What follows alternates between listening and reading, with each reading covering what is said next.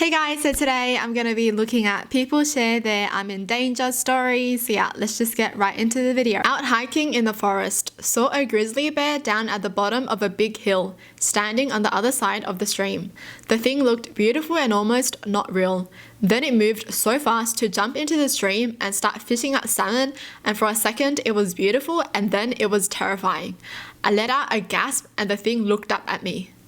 I just froze and backed away slowly. I don't know what you're supposed to do in a situation like that, but I'm quite sure if he wanted me dead, I would have been. That's funny though. They let out a gasp. I don't know why I found that funny. You know, all I thought about was one person gasping and then it zoomed into the bear's face and the bear was like... I just get amused so easily. Have you guys seen that video though where this guy was just sitting and a bear just sat next to him? That's funny too. It reminded me of that. Went out for a drink with a pretty girl I got talking to on a bus. She was a bit awkward but seemed kind of fun. She kept talking about her roommate and the crazy things they got up to. We went back to hers, at which point I found out that a roommate was a Barbie doll and that she talked to it like a real person. Her place clearly hadn't been cleaned for years, and the toilet was full of green matter. The final straw for me was when I stepped on her cat's corpse. I did not think it could get even worse than that. What in the world? Oh my gosh, that's creepy too. Imagine you're talking to someone and then they start talking about their friend and you're like, oh, your friend seems like a pretty cool person. And then you go back to meet their friend and their friend was a doll. Yo, I'm out. No thank you. We know that never works out well in movies. No. Bye-bye. But to me though, it does sound like she needs to get help. Or like, you know, she needs to see someone. Just... before it gets even worse, right? A really close friend was going through flight school and they were going through emergency procedures, and the instructor asked something along the lines of, what would you do if you noticed power was lost? And at that very moment, the aircraft lost power and my buddy said, well, that's a neat trick and makes it feel real. To which the instructor said, no, that's not me. This is real. Apparently my buddy giggled and said, oh no, and then they had crashed into the Gulf and he swam away. Oh no, the aircraft is about to crash. Oh no. What the heck, nothing happened though? I'm glad. How was he so calm? I mean, I guess you have to be calm because you can't be like, it's crashing, we're gonna die. You can't be like that. You gotta be calm. Yes, okay. I won't be able to do any of these, honestly. A couple of years ago, I was picking up a chair I had bought from Craigslist. I drove to this guy's house and got a creepy vibe instantly when I stepped inside, for reasons I can't really understand to this day. After a minute or so of small talk, where he was mostly busy staring at me and not completely focused on the conversation, he asked me to follow him down to the basement where the chair supposedly was. As he went for the staircase, he raised the volume of the music playing to a level that was distinctly louder than normal. I noped out of there and went straight home. Why was the chair even in the basement? That was for sure a big no-no. You know, I feel like if you're buying something, the person should already have the chair out at a place where it's easy to access for when the person just comes and they just give it to them, right? Why the heck would you still keep the chair in the basement? Wouldn't you have taken it out already?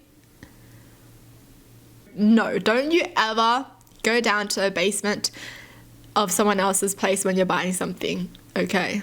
I think we've learned enough from movies. Seriously. No, what the heck? That's so creepy though.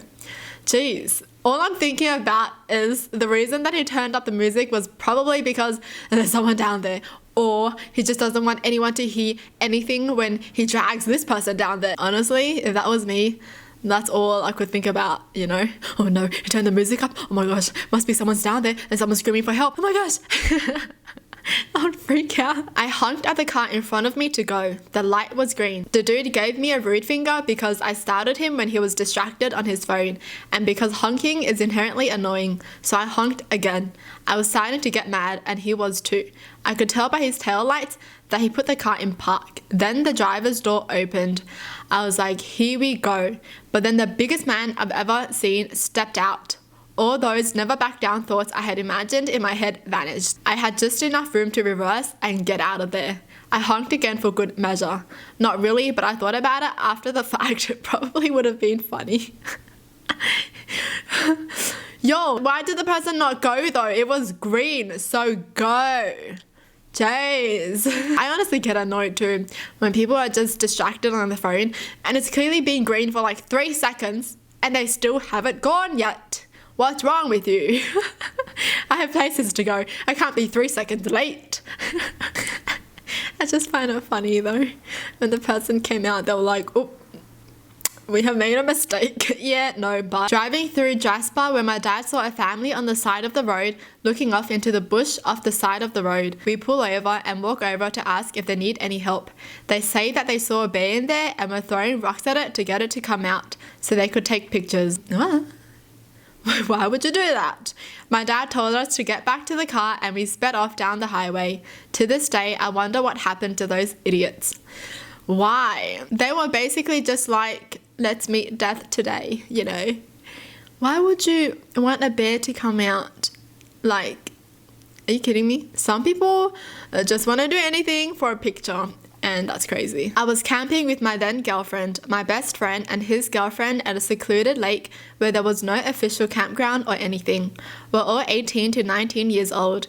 It was literally the 4 of us putting up 2 tents and making a fire on the beach in the middle of nowhere in the woods. We're sitting around the fire and these 2 cars come tearing around the opposite side of the lake. We knew they saw our fire and wondered if they were going to come our way. Well, they did. 6 guys get out of these pickup trucks, all with beers in their hands, all looking very much like deliverance, came to our campsite. There are no other people around. There are no houses. We are in the middle of nowhere with 6 dudes stopping by. We knew this could be bad. We had little chance of taking on 6 guys and we didn't have a gun or anything. But unbelievably, nothing happened. Not a thing. They chatted with us and sat around the fire. They ended up giving us beers and taking off. But that was the I'm in danger moment that holds its place in my mind as being the time we dodged a bullet. Yo, I feel like this would be me too. Because I overthink a lot, I would just be like, oh my god, are they gonna rob us? You know?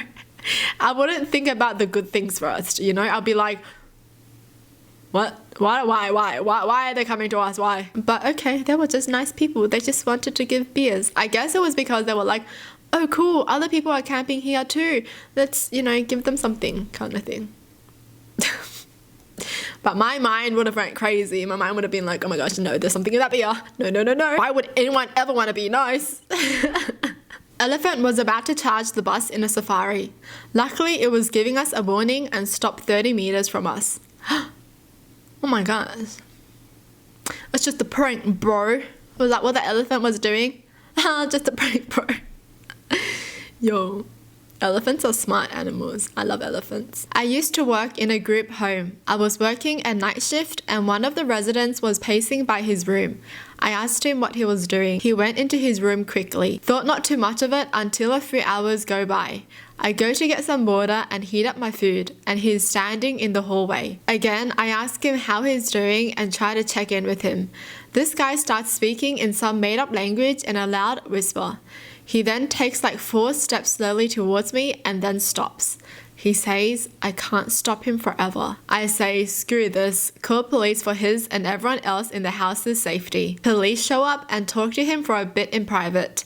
One officer comes back to my office and says, yeah, he's not himself right now. Said the date was May 50, 2100.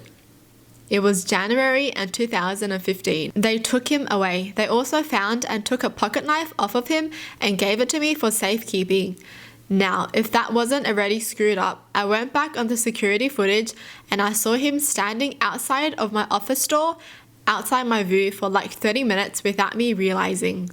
Standing still, like in Paranormal Activity. I checked the camera from when he was speaking the weird language, and he was standing there for like 20 minutes, heavy breathing, before I walked by. What in the world? I'm so thankful that they did call the police for this, you know? It's good to be safe than sorry. Jeez, what in the world? Well, that's it for the video. Hope you guys enjoyed. Tell me in the comments down below what your thoughts are. And as always, thanks for watching. Hope you guys liked it, and I'll see you guys next time. Bye!